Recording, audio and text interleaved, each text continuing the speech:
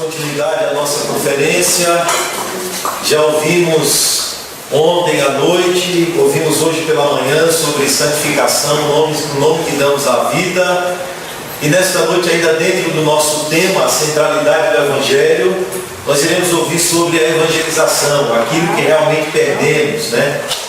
Então, que nesta noite, mais uma vez, a palavra de Deus edifique o seu povo, que mais uma vez a nossa fé seja edificada através da palavra de Deus, e aquilo que nós estamos ouvindo aqui durante esses dias sirva de edificação para as nossas vidas e que produza fruto na vida do povo de Deus, nas nossas famílias, na igreja, na vida dos irmãos, que nós andemos conforme aquilo que temos aprendido, conforme a palavra de Deus, que nós de fato caminhemos na perspectiva da vida cristã, de acordo com a vontade de Deus, de acordo com o Evangelho. É isso que esta conferência propõe a todos os irmãos, aquilo que diz João. O objetivo das instruções é para que não pequemos, meus irmãos. Então, o objetivo da palavra de Deus, da instrução da Escritura, é que nós caminhemos sob a luz do Senhor, de acordo com a vontade de Deus, que a gente amadureça de acordo com aquilo que a Escritura diz ser a vontade de Deus para as nossas vidas. E que a nossa fé seja construída sobre essa base tão sólida que é a palavra de Deus, sobre Cristo, sobre o Evangelho, é sobre aquilo que Deus revelou na sua palavra, e é desta forma que a nossa casa se torna firme todos os dias, constantemente, progressivamente, que todos nós, como peregrinos, caminhemos rumo a essa maturidade que é ter Cristo formado em cada um de nós. E mais uma vez, Deus nos conceda a graça de assim a sua palavra contribuir para esse propósito que Ele tem tão sublime sobre as nossas vidas, que quer nos tornar semelhantes a Cristo Jesus e que quer nos transformar segundo a sua vontade. Vamos orar, quero convidar os irmãos a curvarem as frontes. Nós estaremos orando mais uma vez e pedindo o favor do Senhor sobre as nossas vidas. Vamos orar. Pai, mais uma vez nós nos encontramos diante da Tua presença neste local, Senhor. Neste momento, ó Deus, aonde estamos aqui reunidos, Pai, com o propósito de ouvirmos a Tua palavra, de bendizermos a Ti através dos louvores, dos cantos, entoarmos, ó Deus, os nossos cantos com gratidão em nossos corações, por tudo aquilo, Pai, quanto Tu tens feito a nosso favor. Tudo aquilo quanto o Senhor tem feito contribuir para o nosso bem, ó Deus. Não para o nosso bem, aquilo que nós achamos, de acordo com as percepções ainda erradas, mas de acordo com o bem espiritual, de acordo com a Tua vontade soberana para as nossas vidas. Tu tens usado, Senhor, através da providência do Senhor, através do Teu controle, do Teu dirigir, do Teu conduzir. Tu tens usado todas as circunstâncias, Senhor, a fim de que o Teu bom propósito se cumpra sobre nós. Aquele que de fato começou em nós esta tão grande salvação, esta obra, aplicando em nós a redenção de Cristo, o Senhor mesmo é poderoso para que através da graça, ó Deus, esta salvação se complete, ela se consume, ó Deus, ela chega ao objetivo destinado pelo Senhor, proposto pelo Senhor.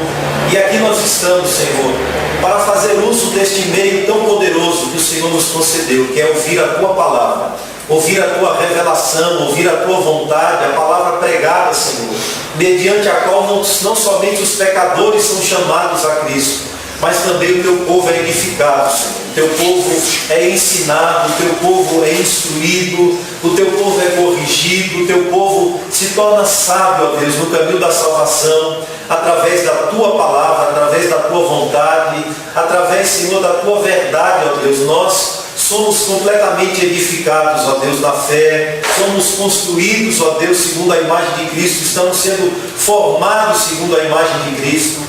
E nós mais uma vez aqui nos encontramos, sondados pelo Senhor, conhecidos pelo Senhor, conhecidos em nossas percepções ainda erradas, conhecidos ainda em nossa falta de entendimento, conhecido ainda em nossas fraquezas, conhecido ainda, ó Deus, nos nossos aspectos falhos ainda do caráter de nossas vidas. Mas nesta noite, ó Deus, nos faça compreender um pouco mais da Tua vontade para as nossas vidas, nos faça compreender um pouco mais, ó Deus, da evangelização, da cosmovisão cristã, do Evangelho, que ele de fato se torne, ó Deus, a centralidade das nossas vidas, Que o Senhor nos faça compreender a Tua palavra nesta noite, Senhor. Usa mais uma vez o pastor Maurício, usa mais uma vez o Teu servo, ó Deus, na exposição da Tua palavra, que o Teu Espírito mais uma vez o capacite nesta noite, que o Teu Espírito mais uma vez, Pai, abra o nosso entendimento, a nossa mente,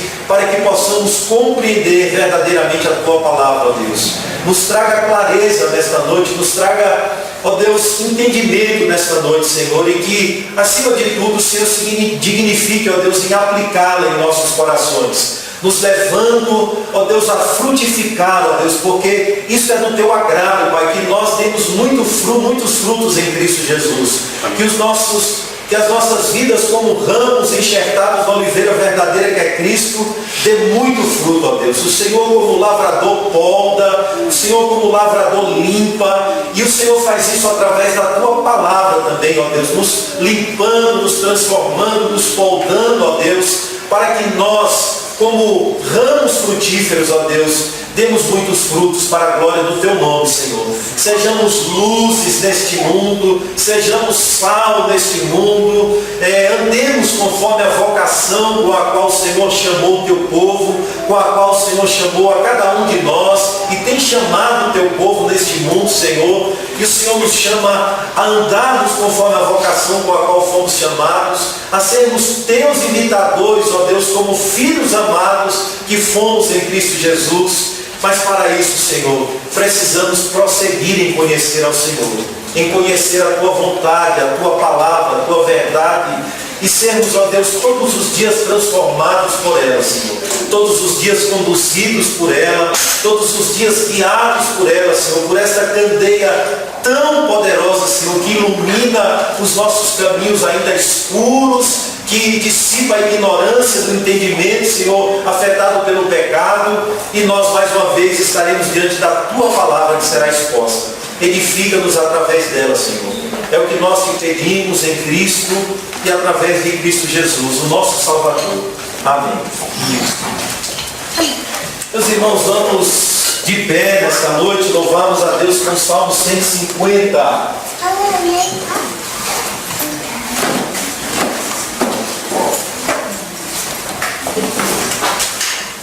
Salmo de número 150.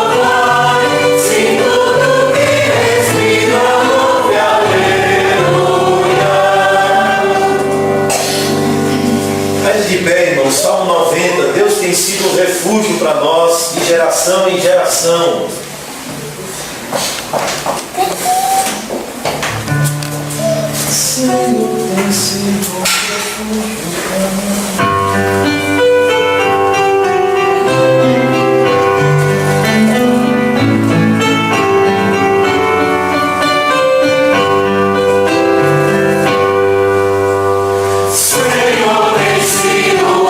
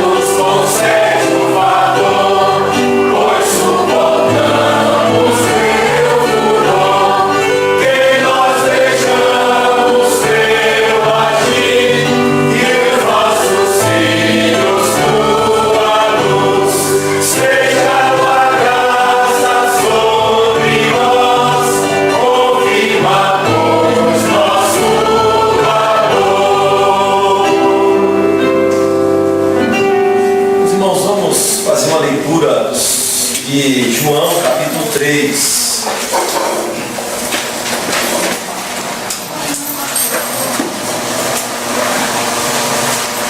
Evangelho de João, capítulo 3.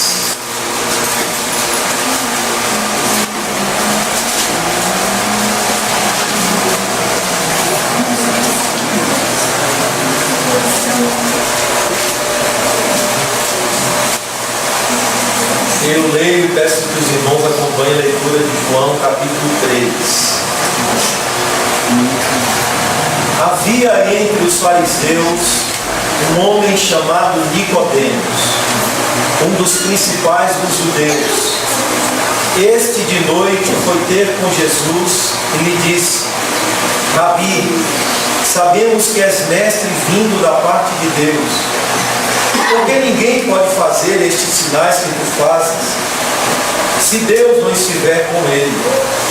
A isto respondeu Jesus: em verdade te digo, que se alguém não nascer de novo, não pode ver o reino de Deus. Perguntou-lhe Nicodemos: como pode um homem nascer sendo velho? Pode porventura voltar ao ventre materno e nascer segunda vez? Respondeu Jesus: em verdade te digo, que não nascer da água e do Espírito não pode entrar no reino de Deus. O que é nascido da carne é carne, e o que é nascido do Espírito é Espírito. Não te admires de eu ter te dizer: importa-vos nascer de novo. O vento sopra onde quer, ouves a sua voz, mas não sabes de onde vem, nem para onde vai. Assim é todo o que é nascido do Espírito. Então lhe perguntou Nicodemos: como pode suceder isso? Acudiu Jesus: tu és mestre em Israel e não compreendes estas coisas? Em verdade te digo que nós dizemos o que sabemos e testificamos o que temos visto. Contudo, não aceitais o nosso testemunho. Se tratando de coisas terrenas, não me credes, como crereis se vos falar das celestiais? Ora, ninguém subiu ao céu, senão aquele que de lá desceu, a saber, o Filho do Homem. E do modo porque Moisés levantou a serpente no deserto, assim importa que o Filho do Homem seja levantado, para que todo que nele crê tenha a vida eterna. Porque Deus amou o mundo de tal maneira que deu o seu Filho unigênito, para que todo que nele crê não pereça, mas tenha a vida eterna. Porque Deus enviou o seu Filho ao mundo para que julgasse o mundo, mas para que o mundo fosse salvo por ele. Quem nele crê não é julgado, o que não crê já está julgado, porquanto não crê no nome do unigênito Filho de Deus. O julgamento é esse, que a luz veio ao mundo, e os homens amaram mais as trevas do que a luz, porque as suas obras eram más. Pois todo aquele que pratica o mal aborrece a luz e não se chega para a luz, a fim de não serem ardidas as suas obras. Quem pratica a verdade aproxima-se da luz, a fim de que as suas obras sejam manifestas, porque feitas em Deus. Depois disso, foi Jesus com seus discípulos para a terra da Judéia, ali permaneceu com eles e batizava. Ora, João estava também batizando em Enom, perto de Salim, porque havia ali muitas águas e para lá concorria o povo e era batizado. Pois João ainda não tinha sido encarcerado. Ora, entre os discípulos de João e os judeus suscitou-se uma contenda com respeito à purificação. E foram ter com João e lhe disseram: mestre, aquele que estava contigo ali no Jordão, do qual tens dado testemunho, está batizando e todos lhe saem ao encontro. Respondeu João: um homem não pode receber coisa alguma se do céu não lhe for dado. Vós mesmos sois testemunhas de que vos disse: eu não sou o Cristo, mas fui enviado como seu precursor. O que tem a noiva é o noivo. O amigo do noivo está presente e o ouve muito e se regozija por causa da voz do noivo. Pois esta alegria já se cumpriu em mim. Convém que ele cresça e que eu diminua. Quem vem das alturas certamente está acima de todos. Quem vem da terra é terreno e fala da terra. Quem veio do céu está acima de todos e testifica o que tem visto e ouvido. Contudo, ninguém aceita o seu testemunho. Quem, todavia, lhe aceita o testemunho, por sua vez, certifica que Deus é verdadeiro. Pois o enviado de Deus fala as palavras dele, porque Deus não dá o Espírito prometido. O Pai ama ao Filho e todas as coisas tem confiado às suas mãos. Por isso, quem crê no Filho tem a vida eterna. O que, todavia, se mantém rebelde contra o Filho, não verá a vida, mas sobre ele permanece a ira de Deus. Se assentem, irmãos, mais uma palavra de oração para os irmãos.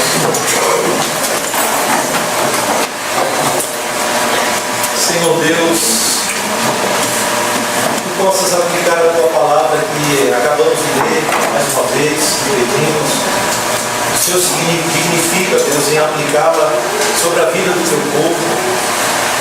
Essa palavra, Deus, que fala de Cristo Jesus, fala do novo nascimento, da necessidade do homem nascer de novo. O Senhor, ó Deus, traga mais uma vez luz sobre aquilo que será pregado nesta noite. Pedimos mais uma vez. O Senhor conceda graça, Senhor, a cada um de nós nesta noite. O Senhor abençoe, ó Deus, os irmãos espalhados pelo Brasil, os pastores, as igrejas. O Senhor abençoe mais uma vez, te pedimos em prol dos missionários. O Senhor conceda graça a todos os missionários que estão espalhados pelo Brasil, pelo mundo. Aqueles que sofrem, aqueles que são perseguidos duramente. Aqueles, ó Deus, que necessitam do consolo, ó Deus.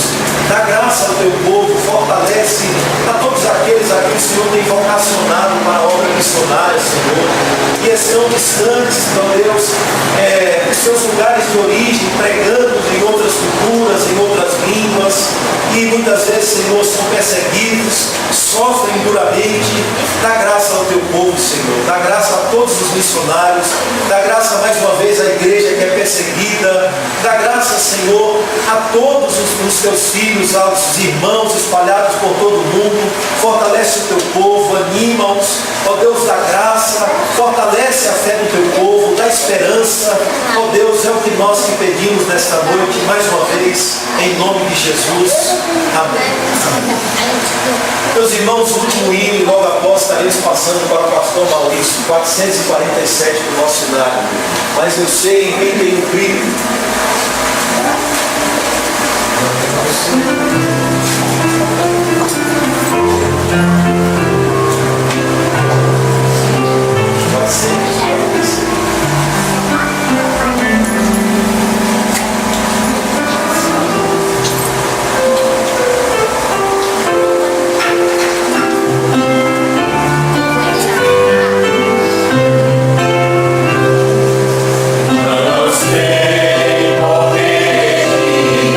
Deus,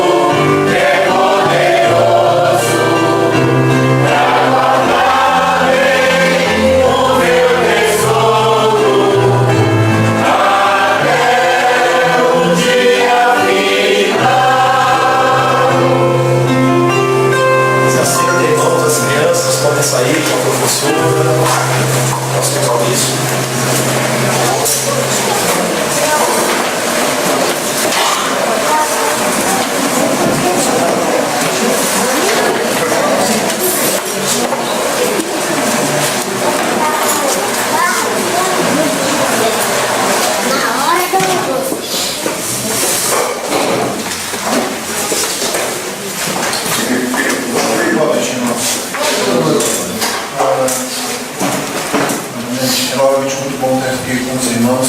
É a terceira vez que a gente continuar essas conferências. Graças a Deus por essa igreja, pelo interesse dela na palavra de Deus, e espero que os irmãos possam contaminar muitos outros cristãos. Né? Se contaminar é uma boa palavra que eu não sei, mas o efeito parece muito bom, né? Um vai contaminando o outro para amar a palavra de Deus e mais querer a palavra de Deus e mais entender a palavra de Deus por lê-la, meditar sobre ela e memorizá-la. Vamos continuar então. Nosso tema de agora à noite é evangelização, que realmente foi perdido. Hoje pela manhã também tem algumas dificuldades, algumas razões porque nós necessitamos do Evangelho. E hoje eu falei especificamente porque crentes reformados também precisam do Evangelho. Há mais algumas outras razões, eu não estou sendo assim totalmente abrangendo tudo, exaustivo, né? Porque infelizmente os pecados que nos rodeiam são muitos. Eu me lembro do Solano Portela uma vez fazendo uma palestra e ele, no Simpósio dos Puritanos, né? E ele falou sobre 5 pecados dos calvinistas. Só que no programa da conferência saiu escrito assim: os 5 pecados do calvinismo, dos calvinistas. E ele, quando assumiu a palavra, ele logo fazer a correção. Eu lembro dele dizendo o seguinte: eu gostaria que fossem só 5. Né? O tema poderia ser esse: os 5 pecados do calvinismo. Mas não é. Infelizmente não são só 5, tem muitos mais, infelizmente. Então o tema da mensagem era 5 pecados dos calvinistas. Então, infelizmente, há muitas outras razões que falam sobre a nossa necessidade do Evangelho por causa do nosso pecado. Uma das razões que deve nos chamar a atenção, e para qual eu quero chamar a atenção no início dessa palavra, é a nossa falta de proatividade na evangelização. Calvinistas reformados tendem a ser muito tímidos, tendem a ser mais reativos do que proativos, o que é contrário à própria natureza da doutrina que defendemos. Quando você estuda a doutrina da eleição incondicional, você sabe que ela é basicamente a razão por que movimentos missionários tomaram forma, tomaram corpo e aconteceram. É aquela ideia de que se alguém vai se converter, se existe a possibilidade de conversão entre os pecadores, entre os seres humanos, é porque Deus escolheu pessoas para a salvação, porque se Ele não faz isso, ninguém vai se converter.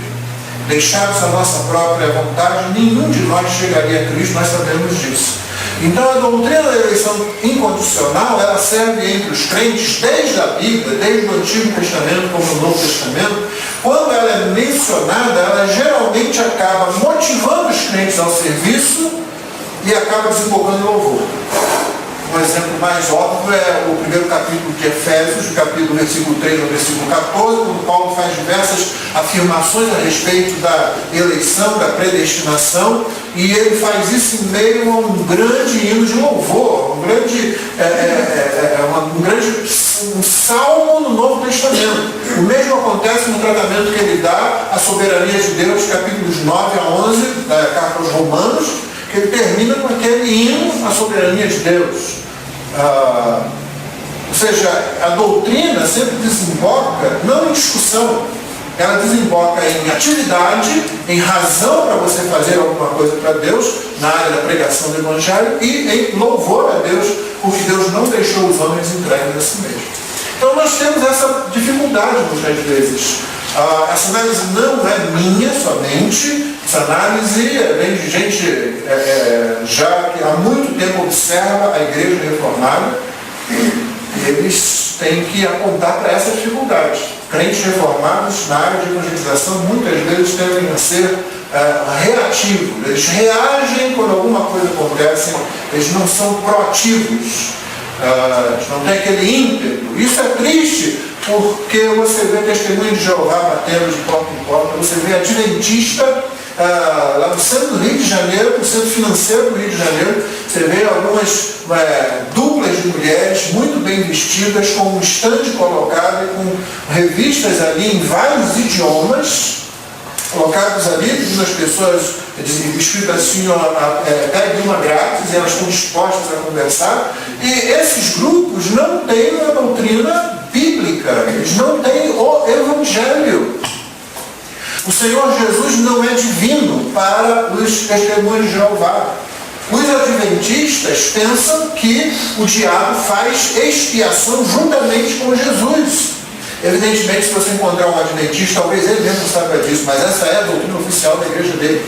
Porque isso faz parte dos escritos de Ellen G. White, que é a grande profetisa. Os escritos dela estão na mesma condição da Bíblia em termos de autoridade. Você vai encontrar um adventista que ele, não é isso que a gente pensa. Você fala para ele assim, procura ver o que a sua igreja realmente crê, o que está no ensino da sua igreja, ele vai encontrar isso lá, de que o diabo faz coexpiação do nosso pecado junto com Cristo. Esses grupos que não têm o Evangelho fazem isso, batem de porta em porta. Igrejas do Evangelho da Prosperidade, você passa na frente de algumas delas, pelo menos lá no Rio de Janeiro, o camarada quase agarra você e põe para dentro.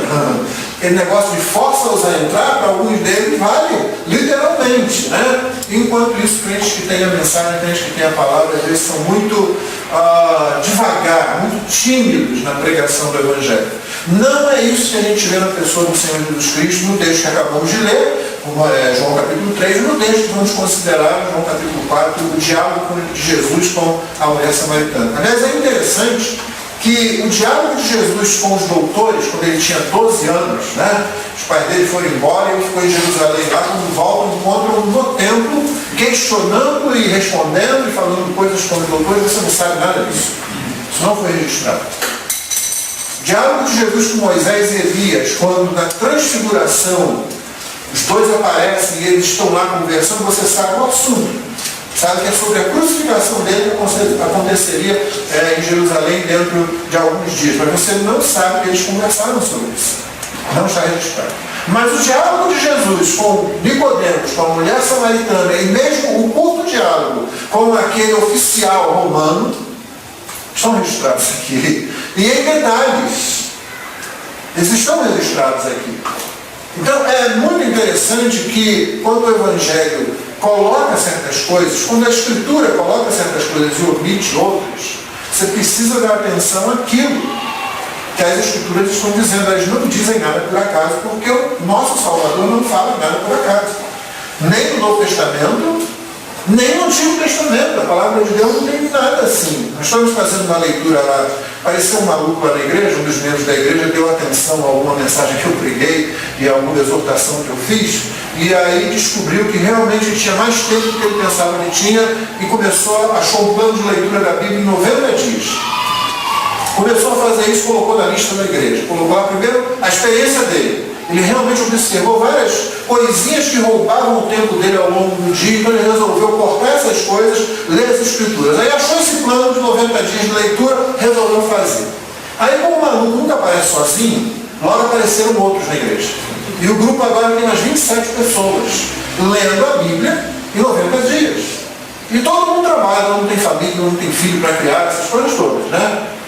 E resolveram que vão fazer isso, estão fazendo isso. Uma das coisas boas que você observa nessa leitura, é uma leitura abrangente, panorâmica, coloca um quadro assim diante de você, né? São dois tipos de leituras que fazem bem. Essa leitura assim, que pega a foto geral, plena do troço, da coisa toda, né? E também a leitura, paralelamente, você faz a leitura de estudo, a leitura detida, né? A leitura que você vai examinando o texto. Então, as duas coisas são necessárias e importantes. Nessa leitura, assim, a gente tem finalmente os livros de crônicas, primeiro e segundo livros, que tratam do mesmo período que os livros parte dos livros de Samuel e os livros dos reis tratam. Só que de um ponto de vista posterior, escrito depois do cativeiro, né, e do ponto de vista sacerdotal. E uma coisa interessante que é nesses dois livros, depois que você vence a preguiça de ler todos aqueles nomes, genealogias e coisas que estão lá, e tem um propósito delas estarem ali, embora a gente não perceba no primeiro momento, é que diversos versículos são comentários, são anotações curtas sobre as vidas de pessoas. E quando você começa a considerar essas anotações, esses comentários, você passa tão rápido por isso que não percebe. Mesmo quando quem está lendo devagar, às vezes não se incomoda com um comentário feito. Esse fulano é de tal região e ele fez isso.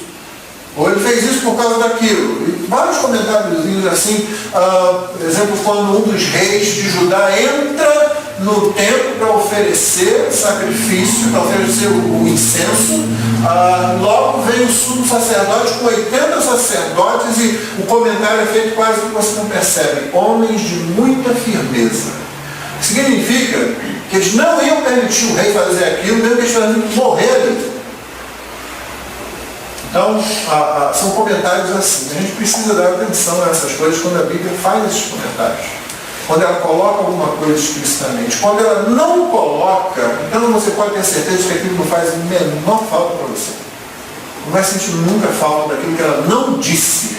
Mas tudo que ela disse é necessário, tudo é abençoador, mesmo quando no primeiro momento você não consegue perceber por que aquele texto está naquele local, por que aquele texto está ali daquela forma.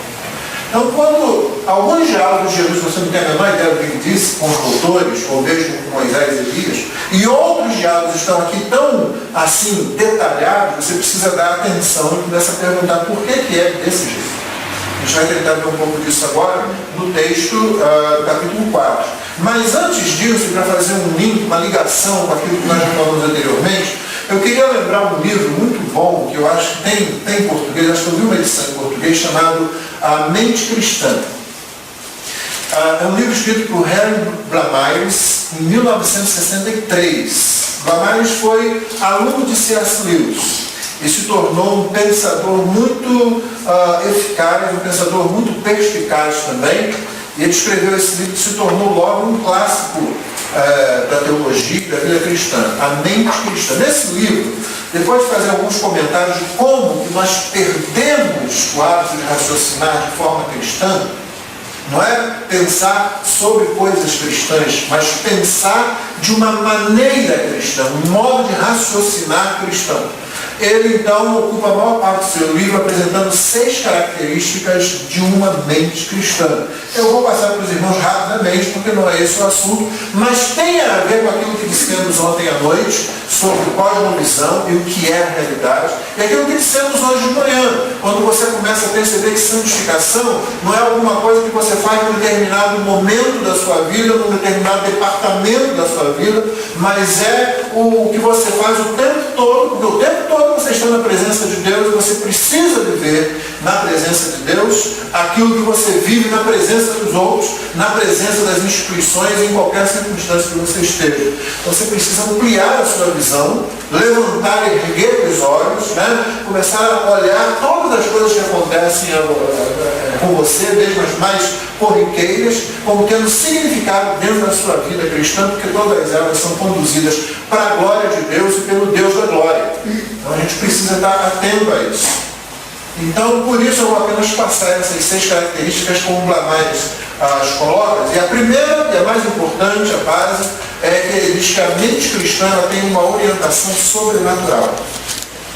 Ou seja, a orientação que guia o pensar cristão, uma mentalidade cristã, uma mente cristã, é que ela é orientada, ela é regida, ela é conduzida pela ideia da eternidade, pela ideia de céu, pela ideia de inferno, pela ideia de sobrenatural. Ela não tem a sua base no que está ao nosso redor. Ela analisa o que está aqui a partir de uma perspectiva eterna. É o que ela vê na eternidade que conduz, que dirige, que controla como ela analisa, como ela vê aquilo que está aqui. Essa é a primeira característica, a orientação sobrenatural, supernatural que a mente cristã tem. Por aí você já vê que ela não depende basicamente dos seus sentimentos nem dos seus sentidos para analisar a realidade. A segunda é a percepção que ela tem do mal. Uma mente cristã tem uma percepção muito clara da intensidade do mal, da malignidade do pecado. Ela não olha o pecado como se fosse uma coisa de pouca importância. Ela não vê o mal no mundo como se fosse um inimigo qualquer. Ela percebe a presença do mal, ela percebe a intensidade do mal, ela percebe a sutileza do mal, ela percebe a capacidade do mal de seduzir e a capacidade do mal de oprimir. Ela percebe isso em todas as circunstâncias, em toda a situação. Então, se você quiser uma aplicação prática disso, quando nasce um neném, você olha para aquele neném bonitinho, maravilhoso ali, né, e você diz, é um anjinho, não é um pecador. Nunca tente falar isso para uma mãe que acabou de ter um filho. Principalmente se ela é liderando o primeiro filho. Você vai entrar em uma briga teológica impossível de ser vencida. Então não entre nessa discussão, mas é importante que papais e mamães saibam que eles são pais de pecadores. Porque senão nós vamos estar iludidos. Nós vamos ver que aquele anjinho, aquela belezinha, aquela coisa fofinha vai se transformando muitas vezes numa expressão do mal. Eu lembro quando eu estava ensinando essa doutrina, eu nem tinha uma perspectiva reformada ainda. Eu estava numa igreja onde eu era pastor auxiliar e eu conduzi uma classe de senhoras. Eu estava passando essa doutrina para elas, né? Que é uma doutrina ortodoxa, e algumas tiveram uma dificuldade, porque uma senhora teve uma dificuldade de aceitar isso, né? Não é de entender, não é de aceitar isso. Porque você tem aquele neném tão fofinho, né? Com aquelas bochechinhas, tão assim que você quer morder, você quer, né? Tem que apertar, né? Assim, não pode ser um pecador assim, não pode dar tanto mal ali, né? E eu disse para ela, olha, lembre-se, irmã, que Hitler foi um neném também. Mas ela, como quase toda mulher, né, tem uma resposta logo para tudo, né? Ela disse, não, mas Hitler foi um neném feio. Então você sabe, se o neném é feio, pode ser um negócio muito ruim no futuro. Não seja bonito não. Né? Então, a gente tem essas perspectivas, percepções equivocadas. Uma mente cristã, ela é caracterizada, entre outras coisas, por causa da percepção que ela tem do mal. A terceira característica é a concepção que ela tem da verdade. A mente cristã assume que existe uma verdade. Não importa que todo mundo esteja relativizando as coisas e dizendo a você, na verdade, o que é verdade para você pode não ser para mim, mas a mente cristã, justamente porque ela tem uma orientação sobrenatural, porque ela se alimenta, você deve se lembrar que eu falei outra noite, ela se alimenta de uma fonte divina e sobrenatural, ou seja, uma fonte que vem de fora da criação, que é a revelação de Deus na sua palavra, através do seu Espírito Santo, registrando, preservando e aplicando a nossa vida. Então, por causa disso mesmo, a concepção que ela tem de verdade é de verdade absoluta. E para a mente cristã, verdade é o que Deus diz que é. A gente fala juntamente com Jesus aquilo que ele disse na oração sacerdotal. A tua palavra é a verdade. Quarta característica que Blamais apresenta é que a mente cristã, a respeito da mente cristã, é a sua aceitação da autoridade. Isso é quase impossível de você fazer a mente secular entender. As pessoas no mundo não entendem como que a gente pode se submeter a uma autoridade. E uma autoridade que vem de um ser divino que você não vê, que polemizam a respeito da existência dele, e principalmente porque vem através de um livro tão antigo quanto as Escrituras. Então, quando você, um homem, chefe de família, trabalhador, tenta explicar que você submete a sua vida àquilo que é dito nesse livro, isso é impossível de alguém que não foi convertido pela graça de Deus compreender realmente. A mente cristã tem essa característica, ela aceita essa autoridade, se sujeita a essa autoridade. Quando você vem ao culto ouvir a pregação, quando você se submete ao estudo da palavra e à pregação da palavra, o que você está dizendo com esse ato de vir ao culto não é, eu vou ver se aquilo lá é interessante, eu vou ver se o pastor fala alguma coisa que pode me dar uma dica de como resolver meus problemas. O que você está afirmando é o seguinte, eu estou vindo aqui para me submeter àquilo que vai ser dito pelo pregador. Contanto que o pregador seja fiel à palavra. Estabelece uma tensão, não é? Porque de um lado você tem o pregador que é um pecador como você. E você vem aqui crendo que o que ele vai falar é a palavra do próprio Cristo. Você não vem aqui dizendo, vamos ver o que o pregador acha que Cristo falou. Você entende, esse é o ensino bíblico, e essa é a doutrina reformada, que na pregação Cristo está falando. Só que como o pregador é um pecador como você, então a congregação, por sua vez, precisa estar atenta se que aquilo que o pregador fala é aquilo que está na palavra. Assim como aqueles judeus bereanos, lá naquela sinagoga em Bereia, né? Foram examinando as coisas. Isso estabelece uma tensão maior ainda, porque nem todo mundo tem a mesma maturidade. Há crentes novos. Aí você fala para um crente novo, esse que eu ensino lá na igreja, tem um crente novo convertido, e você ensina para ele, eu falo assim, irmão, quando você estiver conversando, quando você estiver exortando, quando você estiver naquela comunhão que a gente alimenta uns aos outros, você diz para ele o seguinte, olha, você precisa ver se o pregador vai falar e está de acordo com a palavra de Deus. Ele vai dizer assim, meu irmão, eu me converti agora, eu acabei de me converter, como é que eu vou fazer isso? Como é que eu vou saber? Ele diz, você tem que conhecer a palavra de Deus para analisar o que ele vai falar. Mas eu me converti agora. Então comece agora. É isso que você vai fazer. Você começa agora. Porque Deus não vai julgar você por aquilo que você não tem. E Deus não vai cobrar de você que você esteja lá na frente quando você começou agora. Deus vai tratar com você do ponto de onde você está. Então comece dali e vá. Ah, então eu vou. E nós te ajudamos. Nós vamos ajudar você. Então você começa. E é isso que os crentes têm que fazer. Mas tentar explicar isso para alguém que não é da fé, como a gente se sujeita e submete a essa autoridade, o sujeito vai para frente, fala um monte de coisa, e vocês vão viver por aquilo que o sujeito está falando, não vamos viver porque nós cremos. Se aquilo que ele está falando é a própria palavra de Deus, se ele faz em submissão dele mesmo à palavra de Deus, em fidelidade à palavra de Deus e no poder do Espírito Santo.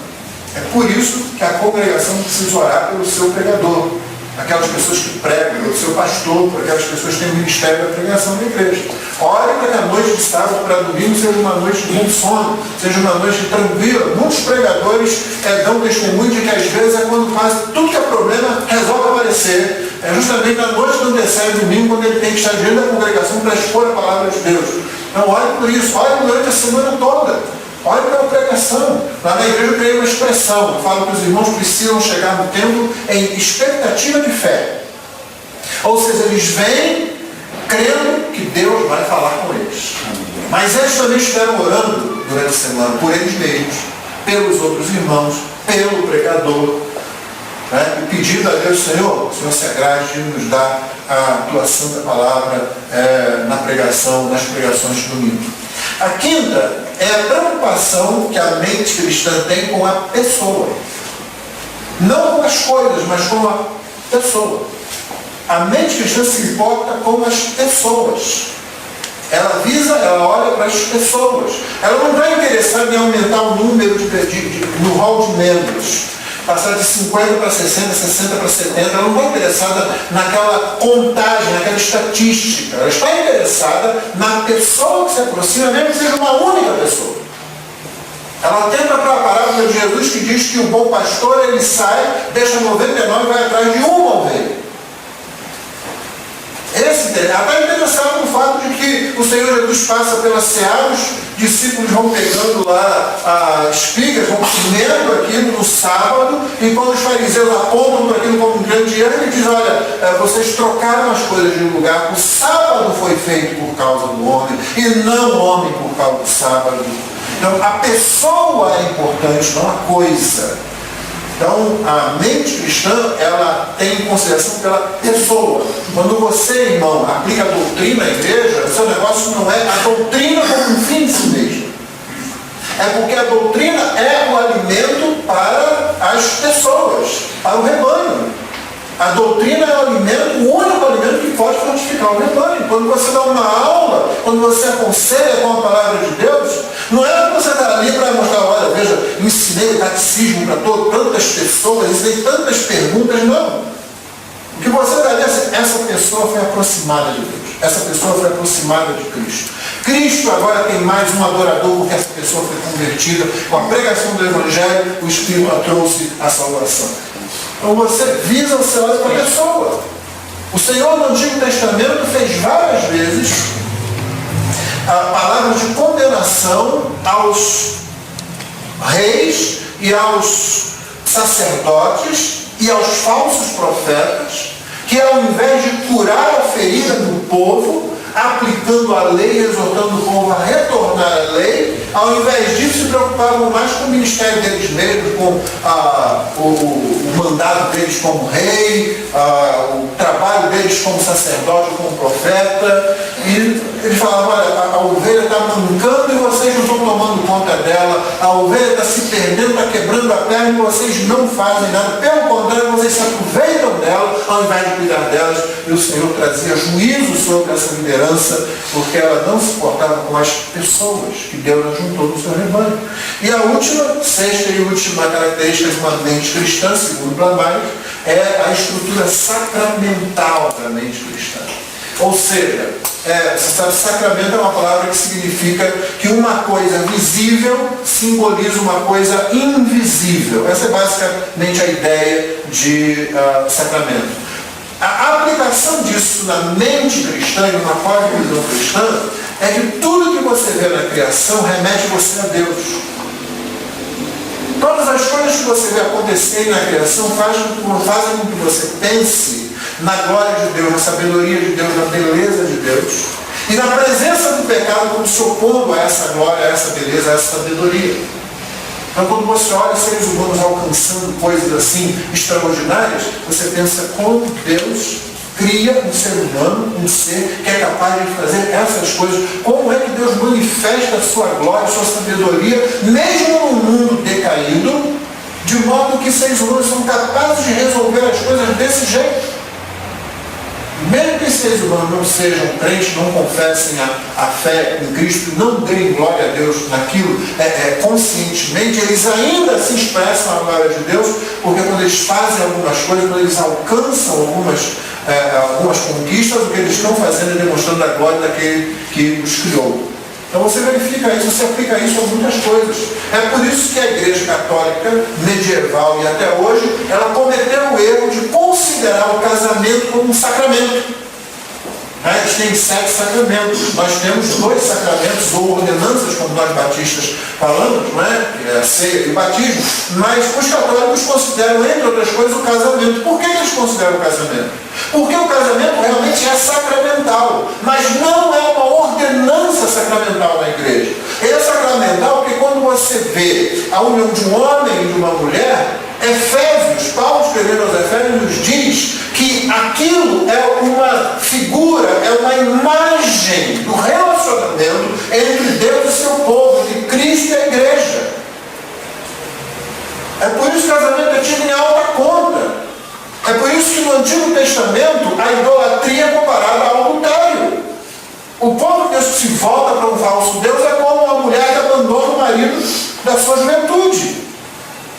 Então você passa a olhar todas as situações assim como sendo manifestações visíveis do poder invisível de Deus, da sabedoria invisível de Deus, da beleza de Deus, que essa evidentemente tem que ser visível, mas se você observar com uma mente cristã, você vai ver uma beleza ainda maior do que aquelas que outras pessoas conseguem perceber. Lá em Arraial do Cabo, na região dos Lagos, Rio de Janeiro, uma região de praias muito bonita, uma cidadezinha que nós gostamos muito, nós lá em casa, chama-se Arraial do Cabo, lá no Rio. Então, nós vamos para lá às vezes e há um lugar chamado Pontal do Atalaia, como se fosse uma espécie de cabo que entra pelo mar assim, e lá em cima você vê o pôr do sol. As pessoas vão para lá para ver o pôr do sol. Não é uma coisa que todo mundo que está lá faz. Tá? Ao lado do pôr do sol, vai todo mundo para lá e fica olhando o sol se pôr lá no horizonte. E quando o sol se põe, as pessoas estão ali e começam a aplaudir, começam a bater palmas. E eu estava observando aquilo da primeira vez que vi isso acontecer e perguntei, mas o que eles estão aplaudindo? Estão aplaudindo o sol? Será que é isso? Estão aplaudindo a mãe natureza? Na verdade, as pessoas veem isso. Um cristão, quando ele olha aqui, ele pode até aplaudir, ele pode ficar tão extasiado que ele vai fazer isso. Mas se ele estiver aplaudindo alguém, ele está aplaudindo o Criador. É isso que ele está fazendo. Ele está reconhecendo essa estrela que está a cerca de 150 milhões de quilômetros da Terra, cuja luz demora cerca de 8 minutos para chegar até a Terra, né? Que é responsável físico pela existência de vida no planeta, foi colocado nessa distância, nessa situação pelo Criador com muita sabedoria. Mas não somente isso. Além disso, nos dá esse visual magnífico, belo. A mente cristã tem uma estrutura sacramental. Ela não olha as coisas simplesmente, olha aquilo que está ali, ela vê além daquilo Deus por trás daquilo. O que isso tem a ver com o nosso texto agora? Vamos ver, pode pensar, por exemplo, na característica de se importar com a pessoa. Isso de cara já chama a atenção no texto. Né? Nos 10 textos que nós temos lido, que lemos ontem João 4 e agora como lemos João 3, eu quero que você tenha feito essa leitura em casa também, você viu que há muita semelhança no diálogo de Jesus com Nicodemos e no diálogo de Jesus com a mulher samaritana. Sendo que Nicodemos procura Jesus, a mulher samaritana não está procurando ninguém. Na verdade, ela é interceptada por Jesus. Mas nas duas situações, uma em que Nicodemos entra com o assunto, e na outra, a mulher não entra, quem entra com o assunto é Jesus, o Senhor Jesus toma a dianteira e guia a conversa. Então, se você tem um modelo de evangelização, e muita gente tem usado esse modelo, esse é um bom modelo de evangelização. Mas, por favor, aplique uma mente cristã sobre isso, porque senão você vai reduzir isso aqui a um manual de pregação do Evangelho, de testemunho do Evangelho. Qual é o problema disso? O problema é que ele não foi escrito para ser um manual, ele foi escrito para nos orientar quanto à percepção que devemos ter das pessoas a quem anunciamos o Evangelho e principalmente do Evangelho que nós anunciamos às pessoas. Não foi feito como passo 1, passo 2, passo 3, faça isso, faça aquilo, agora fale desse jeito, agora provoque aquele negócio, como muita gente às vezes quer olhar o texto como se fosse um manualzinho para ela saber o que dizer, e aí quando a pessoa fala uma coisa diferente que você não conseguir resolver aqui, pronto, você se perde na conversa. Então não é isso que está acontecendo. Mas uma coisa que você vê é a proatividade de Cristo. No caso da mulher samaritana, o versículo 4 nos diz: era-lhe necessário atravessar a província de Samaria. Nós já vimos ontem que não era necessário apenas para chegar a Galileia, mas era necessário porque ele tem uma agenda, ele está executando uma agenda. Isso inclui certas pessoas naquele caminho na província de Samaria. Nas duas, Jesus toma a dianteira da conversa, mesmo quando Nicodemos é quem inicia, porque Nicodemos vem com uma conversa meio assim, e Jesus passou muitas vezes por isso, né? A gente chega para ele e fala uma coisa que não tem nada a ver. Eles não sabem o que dizer, a primeira coisa que vem na cabeça eles falam. Nicodemos, no caso, chega aí e diz assim: Rabi, ou mestre, sabemos que és mestre vindo da parte de Deus, porque ninguém pode fazer as obras que tu faz se Deus não for com ele. Aí você notou que Jesus me deu a menor atenção a isso que ele falou? Eu não disse nada, realmente você tem razão, porque eu sou realmente. Aliás, eu que trago o evangelho para o mundo. Mas eu não disse nada, ele me perguntou como é que você sabe disso, assim. Eu nos vira completamente em verdade te digo. Se alguém não nascer de novo, não pode ver o reino de Deus. Completamente de coisa. A única ligação que tem com o que Nicodemos falou é o seguinte: bom, se você está dizendo que eu sou mestre, e que eu sou um mestre que vem da parte de Deus por causa das coisas que eu faço, então segura essa que eu vou te mandar agora para ver o que você faz com ela. Se não nascer de novo, não pode entrar, não pode ver o reino de Deus. E aí ele já tomou a dianteira. Quando a mulher samaritana, ele diz para ela no versículo 7, dá-lhe de beber. Olha, Jesus está ciente de tudo o que está acontecendo ali. Não porque ele seja onisciente, mas porque ele está bem informado da situação. Ele nasceu como judeu, ele sabe da história, ele conhece a situação entre os judeus e samaritanos, ele sabe da ética que muitos judeus tinham com relação à mulher, a falar com uma mulher, a ensinar uma mulher, né? Ele simplesmente passa por cima de várias coisas, se dirige a ela e diz: dá-lhe de beber. E à medida que ela tenta sair da direção que Cristo a coloca, ele coloca essa mulher novamente no pensamento correto, na direção correta. Então, irmãos, se você se você quer evangelizar, e eu digo lá na igreja assim, o primeiro passo para você evangelizar uma pessoa que às vezes está com dificuldade de falar com ela, pode ser um parente. É tão difícil a gente falar com o parente, né? Principalmente dentro da própria casa, porque o parente sabe tudo de você. Ele sabe dos seus erros, ele sabe quando você perde a calma, ele sabe quando você fala o que não deve falar, quando você toma uma atitude que não devia tomar. Né? Se é um pai, uma mãe, um filho, um irmão que está convivendo ali, vê a sua vida, não é? Sabe que você é crente, de repente você toma uma atitude assim, porque você é humano, porque você é. Mas muita gente no mundo e dentro das nossas famílias também acha que se você é crente você não pode errar de forma alguma. Né? Estão prontos logo a lançar isso assim. Então muita gente fica meio intimidada. Não deixa acontecer não. O Senhor Jesus sofreu isso. E ele que não tinha pecado, que nunca errou. Mesmo assim, os irmãos dele não creram nele até muito depois. Não é? Depois Tiago, um deles, chegou a ser apóstolo do Senhor. Né? não é o Tiago, irmão de João, mas o Tiago, meio irmão de Cristo, que escreveu a Epístola do Novo Testamento. E Jesus teve que enfrentar essa oposição dentro de casa também. Então ele sabe o que é isso. Mas se você quer pregar a alguém, um colega de trabalho, uma pessoa, um vizinho assim, a primeira coisa que você deve fazer é começar a orar por aquela pessoa. Você ora por ela, você pede que Deus salve aquela vida e você se coloca um instrumento. Se o Senhor quiser me usar, então o Senhor me dá sabedoria, o Senhor me concede oportunidade, o Senhor abre a porta para aquilo e Deus tem o hábito de ouvir orações desse tipo. Se eu puder usar essa terminologia. Deus costuma ouvir orações desse tipo, daquele crente que se preocupa com uma pessoa que começa a orar para aquela pessoa.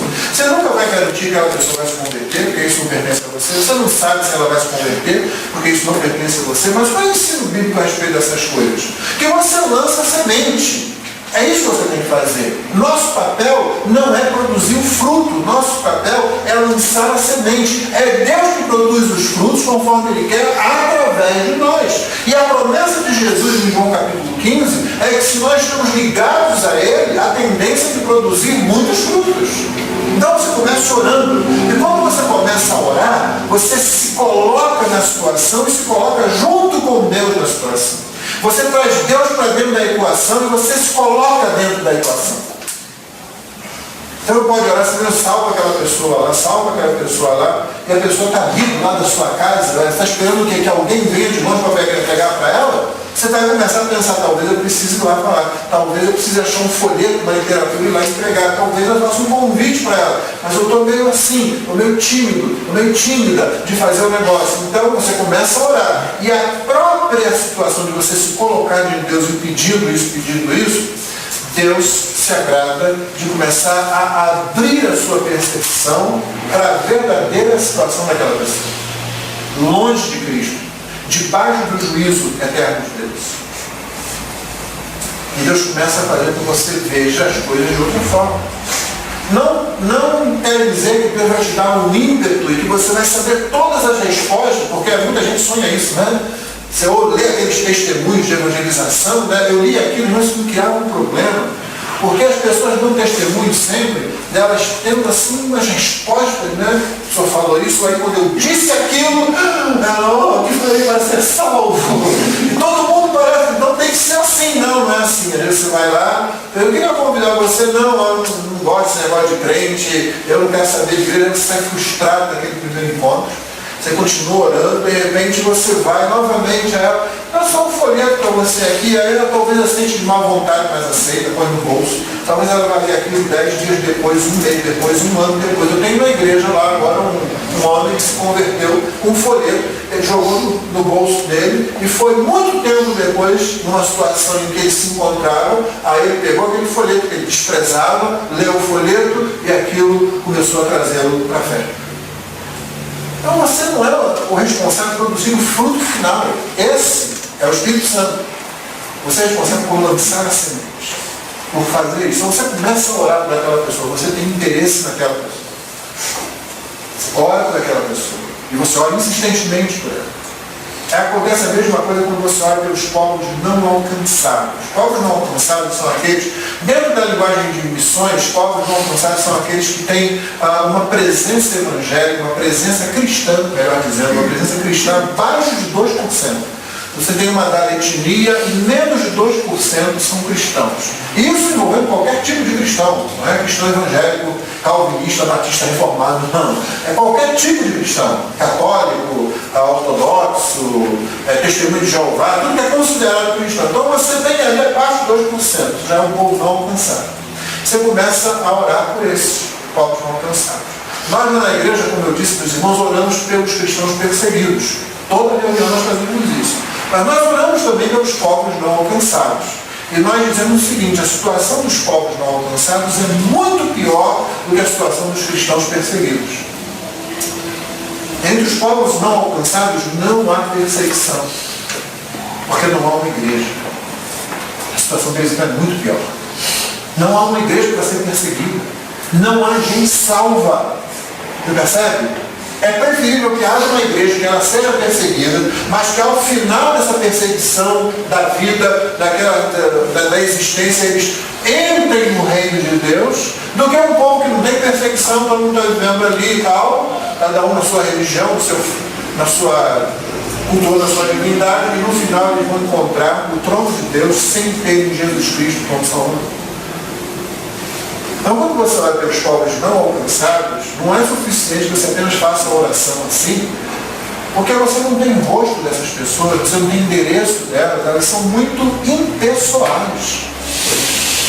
Você precisa se informar, você precisa buscar informação. Ela tem uma etnia, chama-se etnia tal, posso dizer para vocês, por exemplo, uma etnia na China, na região de Lanzhou, chamada Dongxiang, que é muito desprezada pelas outras etnias, que tem um idioma próprio, um dialeto próprio, que pouca gente fala no mundo, não existe uma igreja no meio deles, e eles são desprezados, mas apesar disso são islâmicos dentro da China, né? E nós, como temos pessoas trabalhando, pessoas da nossa igreja trabalhando lá, vamos enviar mais, então nós queremos nos informar a respeito dessas pessoas e queremos orar por essas pessoas, oramos por essas pessoas. Dê um rosto a essas pessoas, mesmo que seja um rosto geral daquele grupo étnico, você orar por ele. Mas o vizinho, o parente, o colega de trabalho, você conhece o nome, você sabe quem é. Então, o começo, quando você ora por aquela pessoa e faz como Jesus fez. Ele está cansado, senta-se na beira do poço, ao meio-dia, não imagine que ele tem um quiosque com uma cobertura assim para ficar na sombra, enquanto o ventinho sopra, de repente vai pegar um pouco d'água. Não, ele está numa região que, olhando assim em volta, ela não é uma região muito promissora, não é uma região confortável, é meio-dia, o sol está pino, ele está ali naquela situação. Quando vem uma mulher que está cansada, ele já está pronto para ela. Se você ora por essas coisas, você já começa a andar junto com Deus, no passo de Deus, por assim dizer. Então você já está antecipando as coisas. Você começa a antecipar as coisas. Você começa a ficar pronto para a pessoa que aparece ali e com quem você não tinha combinado nada, mas de repente apareceu. Então você já tem alguém para testemunhar de Cristo Jesus. Então comece a praticar isso. Olhe para a pessoa. Olhe para a pessoa. Você, quando aparecer alguém, ajuda-me. Ajuda a ter a palavra correta. O senhor sabe que eu fico muito nervoso, o senhor sabe que eu fico muito nervosa para falar. Vem alguém e fala alguma coisa assim, eu não sei o que fazer. Você só pode fazer uma coisa, vou colocar isso diante de Deus e dizer, Senhor, eu quero fazer isso, eu quero te servir nisso, como Jesus fez. E aí o Senhor Jesus aqui, ele toma a iniciativa, pede água a ela. Quando ela diz, fala da situação entre os judeus e samaritanos, ele fala então de que essa percepção dela, essa percepção limitada dela, está impedindo que ela chegue a um tipo de água que é o que ela realmente necessita. Tenha em mente que se você pensa na pessoa, se a sua preocupação é com a pessoa, você não vai ter preocupação só com aquela pessoa específica, você vai ter uma preocupação também com o ser humano, como apresentado na Bíblia. E como é o ser humano apresentado na Bíblia, irmão? O ser humano sem Cristo. Morto em seus delitos e pecados. O que você pode falar com ele, ele vai realmente ouvir? Absolutamente nada. Eu acho que a melhor figura que temos disso nas Escrituras é Ezequiel 37. Você se lembra? O Vale dos Ossos Secos? Então, lá, o profeta, numa visão, levado ao Vale dos Ossos, Deus pergunta para ele, poderão reviver esses ossos, filho do homem? E ele dá a única resposta que qualquer pessoa com meio cérebro daria. A pessoa com um pingo de sensatez, ela dá. Você se lembra o que ele responde? Senhor, tu sabes. Eu não posso fazer nada por isso. O Senhor só pode. Eu não sei dizer nada sobre se essas pessoas podem reviver ou não. O Senhor sabe disso. Porque o Senhor não pode fazer isso. Eu não tenho absolutamente nenhum poder, nenhuma autoridade para isso. E quando Deus ouve essa resposta, ele fala ao profeta, profetiza. E na medida em que o profeta profetiza, você sabe que aqueles ossos todos acabam se tornando um grande exército de pessoas. Qual é a ideia? Você sabe que o uso imediato do texto é o fato de que Deus pode pegar e restaurar a nação de Israel, que havia se desviado de Deus, se afastado de Deus. Ele pode pegar aquilo que não tem mais solução e ainda assim trazer todo mundo de volta e manter o seu povo. Aliás, como ele fez, de modo que Cristo veio a desobediência, a infidelidade, a idolatria, a imoralidade, a injustiça social do povo de Deus, que fez com que o rei do norte fosse levado pela Assíria, o rei do sul fosse levado pela Babilônia, não impediram o fato de que Deus continuou trazendo o seu povo, manteve um remanescente fiel e trouxe o Messias, o Salvador do mundo, através daquele povo. Então, essa é a aplicação imediata. Mas a aplicação secundária do texto é a realidade de que todos nós, sem Cristo, somos como aqueles ovos secos. Você pode falar com eles à vontade, você pode gritar com eles à vontade. Eu lembro que tinha uma ilustração que se usava muito na época que eu era adolescente, dizendo assim que o pecador ele está lá no fundo de um poço. Você olha, o pecador está lá no fundo do poço, lá, sem poder sair, não pode sair dali. Aí vem o pregador do evangelho lança uma corda, e aí o pecador vai, segura naquela corda e começa a subir, ou é puxado pelo pregador. Você percebe que faz a falta de uma cosmovisão cristã? E não considera a queda, não considera não tem aquela percepção do mal, da intensidade do mal, do pecado. Vamos transformar essa figura numa figura dentro de uma cosmovisão realmente cristã? O pecador está no fundo do poço, só que ele está completamente morto, é um monte de osso lá. Você pode botar um elevador panorâmico, ele não vai subir, não vai. Pode botar escada rolante, você pode fazer o que fizer. Mesmo que você desça lá, junte aquele monte de osso, traga para cima, a hora que você tentar montar alguma coisa, ele vai novamente se desmontar, vai rolar e cair no poço de novo. É preciso que Deus coloque vida onde não há vida. Quando você prega o evangelho, você está pregando a ossos secos. Aquela pessoa está viva na sua frente, ela pode ser muito inteligente, ela pode ser muito culta, pode ser muito erudita, pode ser um completo ignorante, pode ser uma pessoa sem cultura nenhuma, pode ser muito rica ou muito pobre, pode ser uma pessoa simples ou sofisticada, não faz a menor diferença, são ossos secos. Jesus olha para essa mulher aqui, ele sabe que ela não pode reviver por si só e que não há poder humano que possa fazer isso. Somente o poder de Deus pode fazer isso. Então, quando você ora para ela, você começou, né? Primeiro, começou a orar. Você tem que ter em conta que aquela pessoa está nessa condição, está morta em seus delitos e pecados e não pode reviver. Você pode produzir membros de igreja. Isso você pode produzir. Você pode entusiasmar a pessoa para ir dentro da sua igreja, seja de que tipo for. Você pode ter aqui um sujeito mais intelectual, né, uma igreja reformada, ou eles têm uma literatura, eles têm um culto mais assim, mais consciente, mais centrado, né, não é essas coisas, não gosto. É interessante que aí conversar, não sei se você passou essa experiência, né? Conversar com um não crente, às vezes até um marido não crente, um parente não crente, algum membro da igreja. Eu não sei porquê, quando eu sabe que você é pastor, sabe que você é crente, ele diz assim, não, macumba eu não gosto não. Macumba, eu gosto dos crentes, você vai de macumba? Não, eu estou fora disso. Ele pensa que está fazendo algum adianto, ou eu não sei se quer ganhar sua simpatia, e fala um negócio desse, porque eu não vejo a menor diferença entre ele e o sujeito que está lá, curvado lá diante da figura lá do tranca-rua. Tranca-rua é aquela figura que parece ser um diabo, da concepção medieval da coisa. Ele é vermelho, tem chifres, tem uma barbicha, por favor, não façam nenhuma associação. Ele tem bigode, barbicha, 2 chifrinhos, uma cauda, um tridente na mão, é todo vermelho, né? Assim. E o sujeito que acha que frequenta a igreja, ele vem e visita a igreja, não tem nada com aquilo lá, não, ele está do mesmo jeito, ele está morto em seus delitos e pecados e anda de acordo com a vontade dos pensamentos do príncipe desse mundo. Mesmo jeito. Então, esse tipo de pessoa que você apresenta a Deus na oração é esse tipo de pessoa que você vê naquela figura que pode estar muito arrogante, pode estar muito necessitada, perguntando a você, eu quero saber um pouco mais de Cristo. E você se coloca uma posição e você diz, Senhor, a única coisa que eu posso fazer é apresentar o teu Evangelho.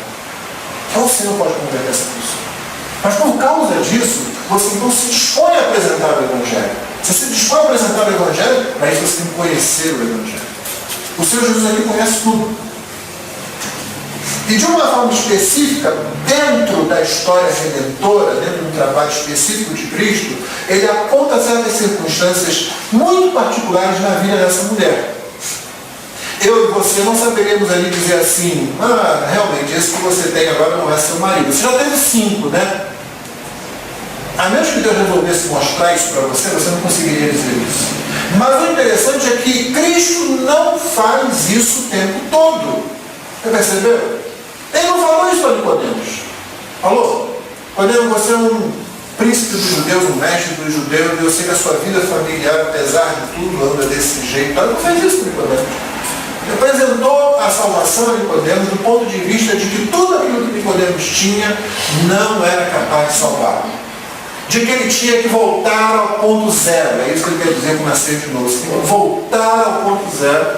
E o que Nicodemos está falando com ele ali, não pensa que Nicodemos realmente pensou que ele estava falando de entrar no ventre materno e tal. No linguajar semítico, no linguajar rabínico, de conversar sobre essas coisas, o que Jesus está falando é o seguinte: zera a sua vida toda. Como que eu vou fazer isso agora nessa altura do campeonato? Eu sou um príncipe dos judeus, um mestre dos judeus. Como pode um homem fazer isso? Sendo já na minha condição. E aí Jesus diz para ele: você não está entendendo, você está preso a uma percepção como essa mulher aqui, é uma percepção muito restrita. Eu estou falando uma linguagem que você deveria entender e você não está compreendendo. Se eu falar das coisas celestiais, então aí você vai realmente ficar confuso. Então, as duas pessoas estão enfrentando situações assim. Mas o importante é que você não precisa desse tipo de atitude que aqui Jesus toma com um propósito específico. Ele não veio salvar só essa mulher, ele veio preparar Samaria, e não somente para aquele momento, mas para o que aconteceria depois lá. Você lembra que no livro de Atos é preciso que haja uma descida do Espírito Santo em Samaria também? Barreiras vão sendo quebradas em 4 momentos no livro de Atos, de acordo com o esquema de Atos 8, Jerusalém, Judéia, Samaria, os confins da terra, e você tem o Espírito Santo descendo na região de Samaria, de Jerusalém. Em Jerusalém, você tem na casa de Cornélio, você tem em Samaria, você tem na casa de Cornélio, e você tem finalmente em Atos 19 em Éfeso, naquele grupo de discípulos de João Batista ali. Essas manifestações corroboram o plano de Jesus, Jerusalém, Judéia, Samaria, até os confins da terra. E elas corroboram também a quebra de qualquer barreira que se pudesse colocar dentro da vida da igreja. Você sabe como foi difícil para a igreja judaica, né, aceitar os gentios dentro da igreja. Então, aqui há uma coisa específica dentro da história da redenção, né? Você não precisa achar que para você ser bem sucedido na evangelização, o que você tem que fazer é saber, esperar alguma revelação específica de Deus a respeito da vida da pessoa, porque Jesus não faz isso em muitos outros lugares. E na verdade, muitas das coisas que Jesus faz, elas fazem parte de qualquer pessoa que conhece a história e conhece o ser humano, como acontece com você. Você talvez precise conversar muito tempo com uma pessoa, com um ser humano que você encontra, um amigo, uma pessoa estranha, uma pessoa na condução, para você notar se essa pessoa tem algum problema. Não sei especificar que problema é, mas você às vezes nota que essa pessoa está muito angustiada, essa pessoa está muito tensa. Ou essa pessoa parece que não leva as coisas a sério, vai ser muito superficial. Você é capaz de fazer essas deduções.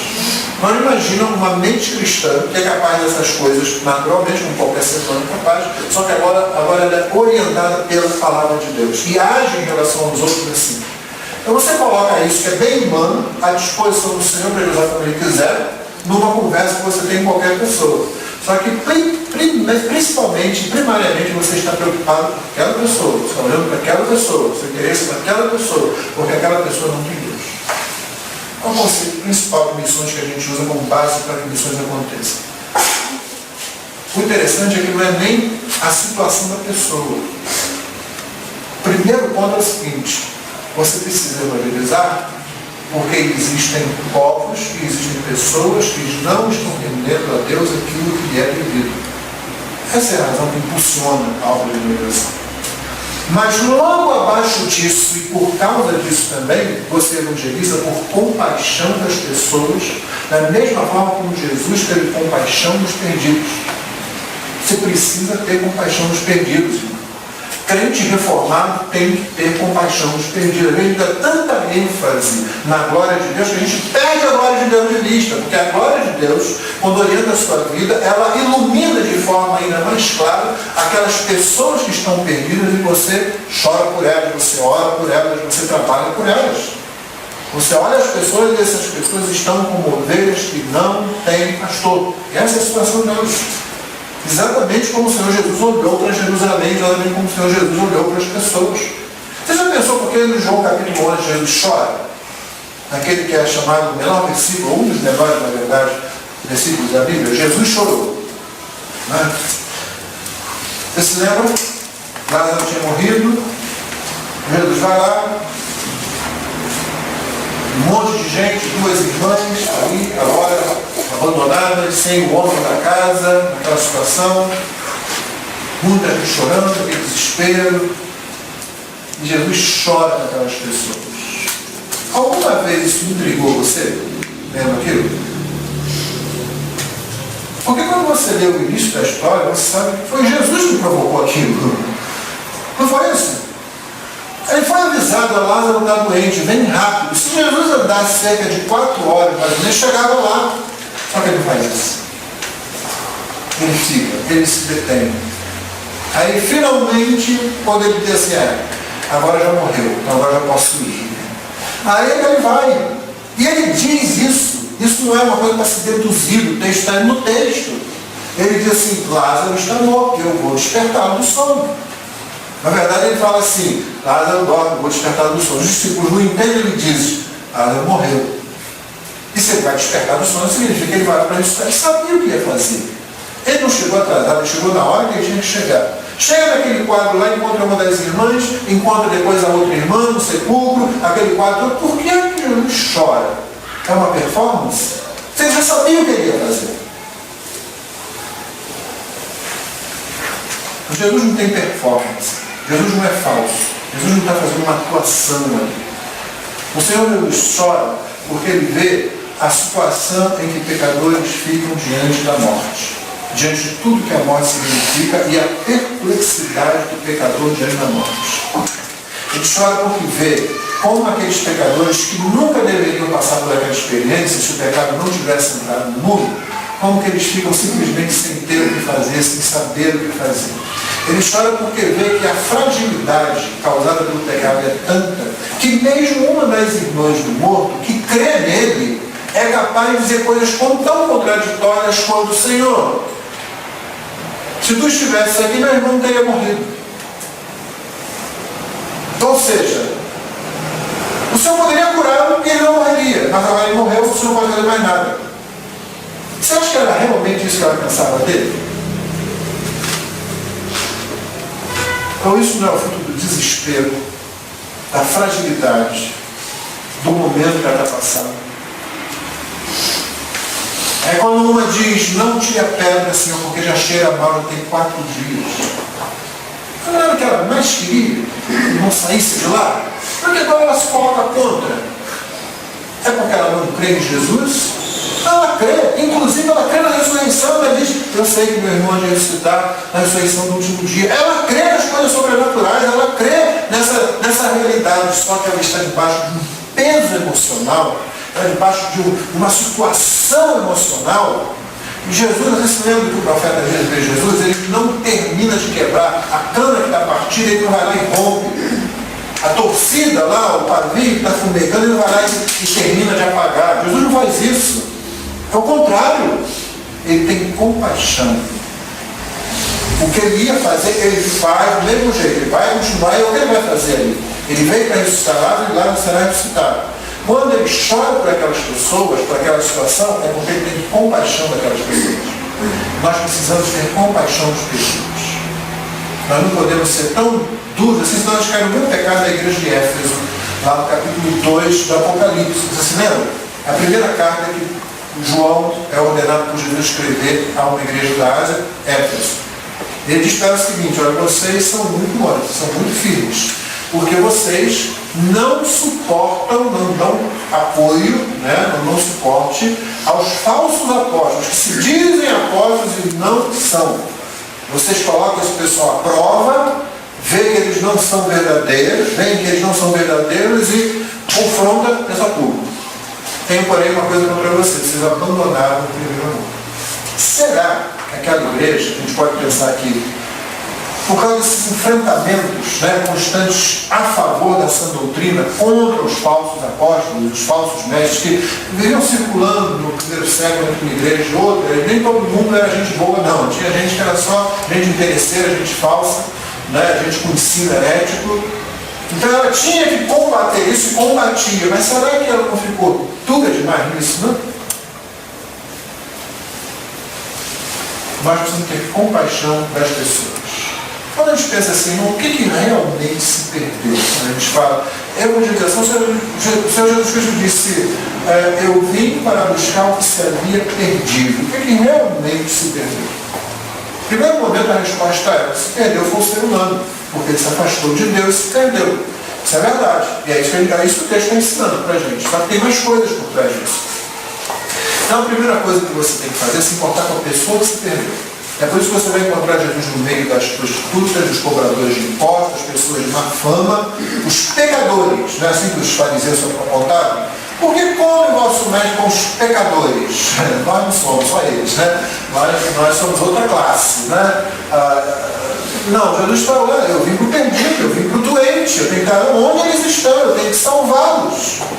Tem que se importar com as pessoas. Mas quando você olha do ponto de vista de toda a história da redenção, toda a revelação, essas pessoas perderam Deus. Porque Deus é o grande prêmio da salvação. Não é o céu. O céu, na verdade, o puritano uma vez escreveu isso. Ele disse assim, se eu chegar no céu e descobrir que Jesus não está lá, eu não quero o céu. A gente tende a pensar no céu como se fosse pura e simplesmente um lugar, né? Aí se você é mais bucólico, você pensa naquele Gramado, naquele rio, água cristalina, né? Se você tem um pensamento um pouco mais racional, talvez você pense naquela cidade de ouro, não é? Uma cidade muito horrível. Eu detestaria morar num lugar assim. A descrição do Apocalipse, que é simbólica, como tudo mais, é tão fácil tudo ali, mostra uma cidade que é um cubo, olha só que legal, quem é que constrói um negócio desse, gente? Um cubo de ouro. Ó, você imagina que essa igreja, se ele fosse de ouro, chão de ouro, cadeira de ouro, né? Tudo de ouro, qual é a primeira coisa que ia acontecer? Não, ninguém ia roubar, não. Ia perder o valor. Simplesmente perder o valor. Imagina a rua de ouro, as árvores de ouro ali. Para que você vai roubar se tudo é de ouro ao seu redor? Então, uma simbologia que é usada para falar da beleza, para falar do valor, para falar até da utilidade, do valor daquilo como coisa útil, mas também da beleza e do valor em si. Muita gente transformou no negócio, já figuras horríveis do Apocalipse, né, que as pessoas pegam daquela simbologia e pensam que é literal, né? E aí pronto. São figuras, são coisas assim que são usadas para isso, né? Então, essas pessoas não perderam um lugar simplesmente, onde não tem sofrimento. Não tem sofrimento porque Deus está presente em comunhão plena com o seu povo. Não tem morte porque Deus é a vida do seu povo. Não precisa nem de sol porque Deus é o sol do seu povo. Essa que é a ideia. É aquilo que Deus quis desde lá da lei de Moisés. Eu serei o seu Deus, eles serão o meu povo, habitarei no meio deles. Essa é a ideia da coisa. Então, essas pessoas perderam o grande tesouro da salvação, que é o próprio Deus. Eu tenho que olhar para essas pessoas, não importa o linguajar delas, não importa se elas ligam para os pobres, se elas são pessoas caridosas, não importa quão religiosas sejam, elas perderam Deus. Você tem que olhar para essas pessoas, elas não têm Deus. E não importa se ela é uma boa pessoa, se ela é uma pessoa arrogante, não importa se ela é uma pessoa mal criada, se ela é uma pessoa rebelde, não importa se é uma pessoa, se é um marginal, se é violento, não importa se é sofisticado, como eu disse, ela perdeu Deus, ela não tem Deus, ela foi destituída da glória de Deus, ela carece da glória de Deus, ela foi feita para a glória de Deus e perdeu-se daquilo. A gente precisa ter essa ideia. É por isso que essas pessoas não precisam só de informações, embora a pregação do Evangelho seja o passar de informações. A conversa de Jesus, tanto com Nicodemos como com a mulher samaritana, não passa várias informações. Aliás, Jesus tem uma conversa com a mulher samaritana aqui, que muitos de nós não teríamos, né? Você vai falar sobre adoração, espírito, em verdade. Os pastores discutem sobre isso ainda hoje. Textos são escritos sobre essas coisas aqui. Jesus conversou sobre isso com uma mulher que nem era judia. Era samaritana, era mulher, não tinha uma vida regrada por uma boa moral. E Jesus conversou sobre isso. Ele passou informações para ela, mas ele passou informações para uma pessoa. É isso que a gente vê. Ele conversa com Nicodemos, ele passa informações para Nicodemos sobre a verdadeira natureza da salvação e como ela tem sua fonte no Espírito de Deus. Ele está falando de uma pessoa. É interessante que um jovem chega diante de Jesus, fala uma coisa com ele, o texto anota lá, Jesus olhou para ele e o amou. Irmãos, o que verdadeiramente se perdeu aí nessa história toda, o que realmente foi perdido, não é qual que foi perdido, foi a comunhão com Deus. As pessoas perderam Deus. Elas estão perdidas, porque Deus não pode se perder, né? Mas você olhando do ponto de vista dessas próprias pessoas, elas perderam Deus. Elas estão sem Deus, sem salvação no mundo. Não importa como ela se apresenta, inclusive expressando a glória de Deus em diversas situações, através do que elas conseguem fazer, do que elas conseguem alcançar. Dê uma lida com mais vagar nesses 2 capítulos e observe, não como um manual. Você vê, Jesus tem interesse na pessoa, Jesus toma a iniciativa. O jeito que você toma a iniciativa não é logo uma conversa. Você começa orando, isso já é uma boa iniciativa. Comece lendo as Escrituras para você poder falar do Evangelho. Uma coisa que eu li no livro do David Anabueli, que já pregou numa conferência da Fiel, ele que foi muçulmano, ele escreveu um livro interessante chamado O Evangelho para os Muçulmanos. Eu gostei muito do livro porque ele já começa o livro dizendo o seguinte: o Evangelho para os muçulmanos é exatamente o mesmo Evangelho para qualquer outra pessoa, porque não tem diferença. Eles precisam de Cristo do mesmo jeito. O que acontece ali é que ele dá algumas orientações de como você abordar o muçulmano. E você sabe que os islâmicos já têm uma história com o cristianismo que às vezes colocam algumas barreiras, não é? Então, uma das coisas que ele fala numa de suas mensagens, que eu acho muito interessante, é o seguinte: nós precisamos recuperar a confiança no Evangelho. Nós precisamos confiar no Evangelho. Muita metodologia que é inventada hoje é inventada porque não se confia no Evangelho. Paulo dizia: o Evangelho é o poder de Deus para a salvação de todo aquele que crê, seja judeu, seja grego. Seja quem for, o que for. Só que nós não confiamos no Evangelho. Se eu for falar para a pessoa, o que Jesus fez com essa mulher aqui, ele apontou a necessidade dela, ele expôs a situação de pecado dela, nós queremos nos expor para julgar e tentar resolver. Talvez alguns de nós aqui, quando ela dissesse assim, quando você ficasse sabendo que ela está vivendo com um homem que não é marido dela, você esquecer tudo a respeito daquela mulher para focar nisso assim.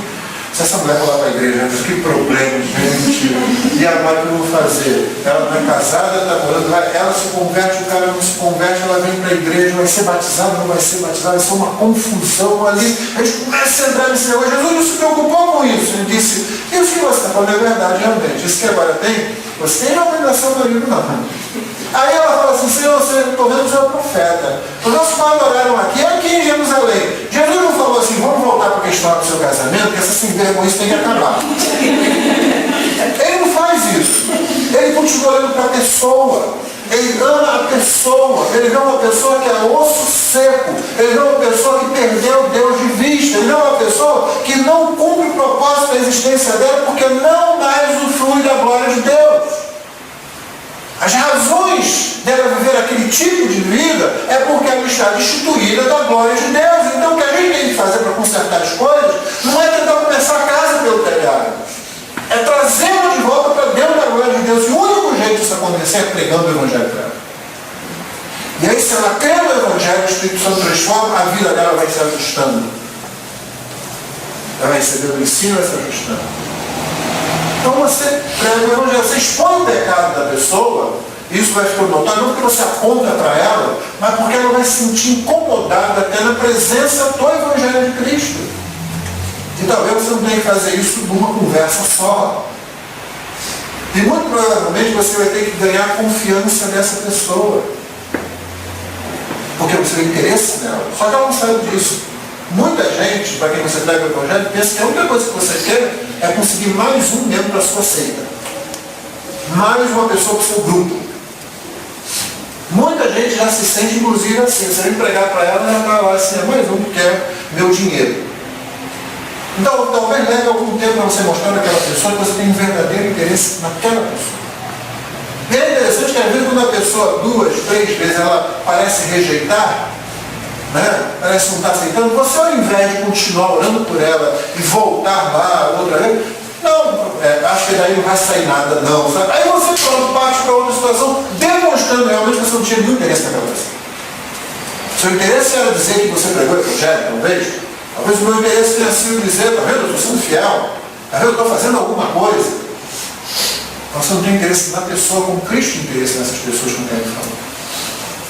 Então ele fala com ela, expõe o pecado dela, mas leva isso adiante. E o pecado não é a última parada nessa caminhada, não. A última parada nessa caminhada tem que ser Deus. Tem que ser Cristo. Passar pelo pecado é uma necessidade para que a pessoa perceba a condição dela. E percebendo a condição dela, quando o Espírito convence do pecado, ela procura a única coisa para poder realmente resolver aquilo, Cristo. Mas não é um fim, senhor. Falar de pecado só de pecado não é evangelizar. Você fala do pecado para você poder apresentar a graça. É sempre assim. Você só tem interesse em falar do pecado para uma pessoa para apresentar logo após a graça para ela. Para que ela veja que aquilo lá não é a estação final, que ela pode ir mais além, que ela pode ser salva. Então, releia os textos assim, observe como Jesus trata cada situação. Uma mestre judeu, outra uma mulher pobre, porque se ela não fosse pobre, ela não estaria ali buscando os servos dela, estariam buscando água para ela. Se ela tem que vir, é porque ela é pobre.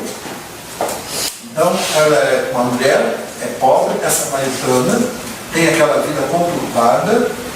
Jesus fala com um, fala com o outro, e a conversa deles em muitos pontos tem muitas semelhanças. Ele trata cada um de forma diferente.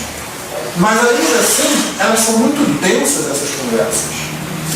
Então, irmão, se eu puder colocar isso de uma forma bem prática para você, apenas para revisar, eu diria isso. Você quer evangelizar? Primeiro pense nisso. Como crente reformado, eu corro o risco de ser muito tímido. Porque eu aprendi tanto sobre eleição, né?